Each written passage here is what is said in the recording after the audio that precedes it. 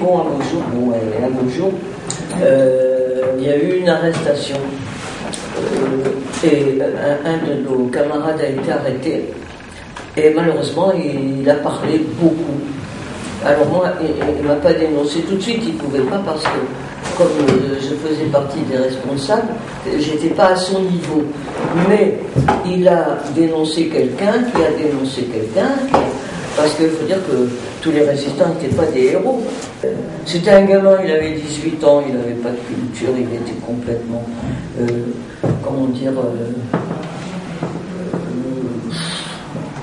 je ne veux pas dire, il était innocent, quoi, voilà, c'est ça. Il ne réalisait pas. Il faisait des choses idiotes.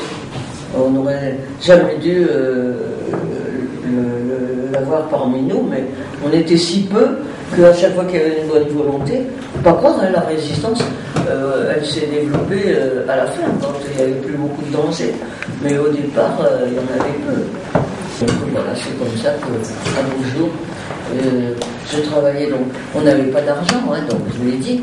Alors je travaillais au ravitaillement général en demi-journée seulement pour gagner un peu d'argent. J'avais arrêté d'aller à l'école, à mon grand regret, mais je ne pouvais pas tout faire. Et puis bon, au jour, j'ai vu arriver un grand gars blond. Il était si blanc qu'on l'appelait Boucle d'Or, et avec un petit type qui avait l'air plutôt italien, mais c'était quand même un Allemand. Et alors j'ai su que c'était fini. Et ce garçon, on avait des tables comme ça, donc avec tout le personnel derrière des machines. Et il a hésité, il a regardé tout le monde, et puis il a fait 3 pas vers la sortie, et puis je me suis dit, chouette, il m'a pas reconnu. Et il est revenu sur ses pas, et il m'a désigné, et c'est que moi j'ai dit, je ne connais pas, j'ai jamais vu, si, il connaît très bien.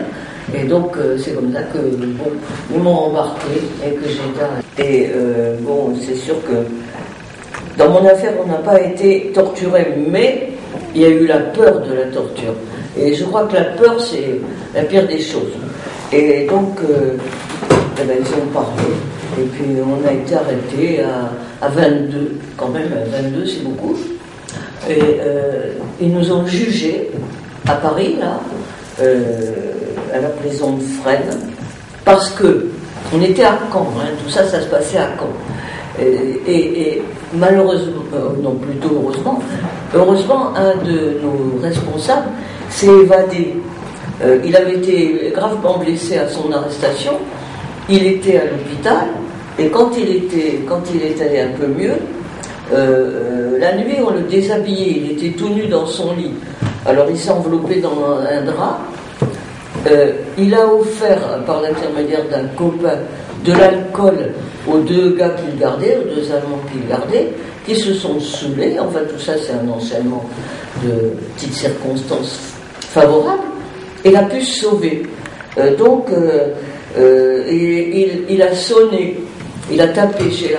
Alors, il était tout nu avec un drap, donc il ne pouvait pas quand même s'en aller traverser la ville comme ça.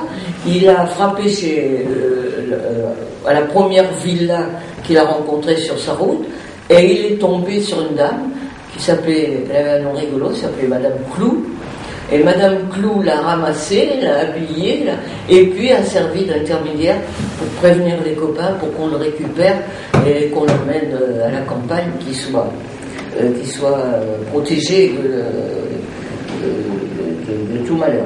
Mais ceux qui restaient dans la prison, dont moi, on a été un peu malmenés après ça, parce que les Allemands ont cru que c'était... Ils n'ont pas cru à un départ comme ça, lambda. Donc, ils ont cru que c'était une grosse organisation qui avait participé à son évasion. Alors, d'un jour à l'autre, alors vraiment du jour au lendemain, ils nous ont embarqués à Paris et on a atterri à Fresnes. Alors, on est resté un petit peu à Fresnes, les garçons d'un côté, les filles de l'autre. Mais on communiquait quand même parce que il y avait des gens qui allaient, on appelait ça aller au tribunal. On était convoqués dans des dans des lieux pour des interrogatoires. Enfin, donc, à l'occasion de se rencontrer les garçons et les filles. Alors, on échangeait comment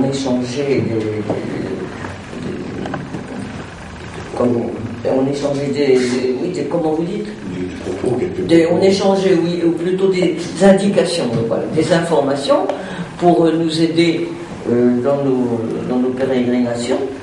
Et on s'est retrouvés à 22 devant un tribunal, un vrai tribunal, dans une belle salle, toute garnie de drapeaux et de fascistes et de portraits d'Hitler, un énorme portrait d'Hitler qui était aussi grand que ce mur, et puis des juges, des vrais juges, donc un vrai tribunal avec un président, des assesseurs, 9 avocats, on était 22, on avait 9 avocats, un jugement, mais c'était, on n'avait pas d'espoir d'être acquitté, hein, c'était évident.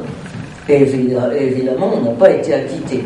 Alors ça s'est passé bizarrement parce que on était 22, on a été 16 condamnés à mort, et ils nous ont condamnés à mort par, ils ont pas d'un seul, pas tous ensemble. Ils n'ont pas dit voilà les 16 à la file là. Non, ils en ont condamné et ils ont annoncé 9 noms. Alors on était là dans une salle un peu plus grande que celle-ci, avec des chaises dans ce sens-là, puis le tribunal là-bas, et on s'est mis debout, et puis ils ont annoncé les noms. Alors dans un premier temps, ils en annoncent 9. Alors je vais vous dire, on a beau être un héros, hein, et se prendre pour quelqu'un de formidable, quand on est condamné à mort, on a quand même un peu des frissons dans le dos, hein, parce que on n'ose pas croire qu'on va y échapper. Donc ils en annoncent 9 et je suis pas dedans. Alors je respire.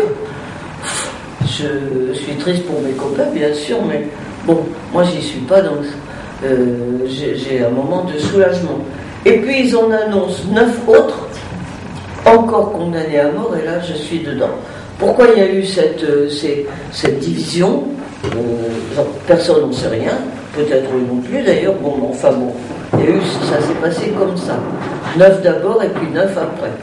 Alors, j'étais dans le second groupe. Alors, moi, je m'en suis assise du coup. J'ai eu une telle émotion, parce que j'avais beau penser que j'allais être condamné à mort. Quand même, ça jette un froid. Hein, donc, je me suis assise pour essayer de récupérer. Et puis voilà, j'étais condamné à mort.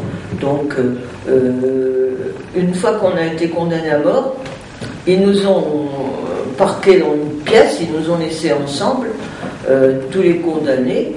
Alors il y avait des femmes qui n'étaient pas condamnées à mort, mais dont les maris étaient condamnés à mort. Alors elles pleuraient. Puis évidemment ça fait un drôle d'effet d'être condamné à mort. Mais bon, il y a une espèce d'exaltation. Hein. Je sais même pas si j'ai eu peur, je m'en rappelle plus. Je crois pas que j'ai eu peur. J'ai été un peu ému, mais pas vraiment peur. Je me suis dit, avec ma copine, on s'est dit, bon, on savait bien que ça allait se terminer comme ça. Alors, toutes les deux, on était 3 filles, et il y en avait une qui était pas condamnée à mort, mais l'autre et moi, on se dit, bon, c'est curieux comme on a une espèce de sentiment de passivité, on s'y attendait, donc ça paraît pas tout à fait irréel, mais en même temps, oui, on se dit c'est pas possible quand même, ils vont pas nous exécuter. Alors finalement on se dit il n'y a pas de raison, ils vont exécuter les garçons, pourquoi ils nous exécuteraient pas nous, il n'y a pas de raison. Donc on a des sentiments très, comment dire, confus, très mélangés, très, très divers, puis une espèce de passivité aussi. Bon, on se dit, bon, ma copine, elle me dit, écoute, hein, on a tout fait pour que ça arrive, hein, donc on va quand même pas commencer, on va pas leur faire le plaisir de pleurer. Alors, il n'en était pas question. Donc, vous voyez, je pense que même les juges n'étaient pas à l'aise. On l'a su je pense que on était en train de les exécuter quand ils nous l'ont dit. Ils sont venus dans notre cellule, où on était 3, une qui n'était pas condamnée à mort et l'autre condamnée avec moi. Et un officier supérieur est entré, et puis il nous a eu un truc auquel on n'a évidemment rien compris, et puis il y a eu la traduction, et on a appris que dans le moment donné, ils étaient en train d'exécuter les garçons au Mont-Valérien.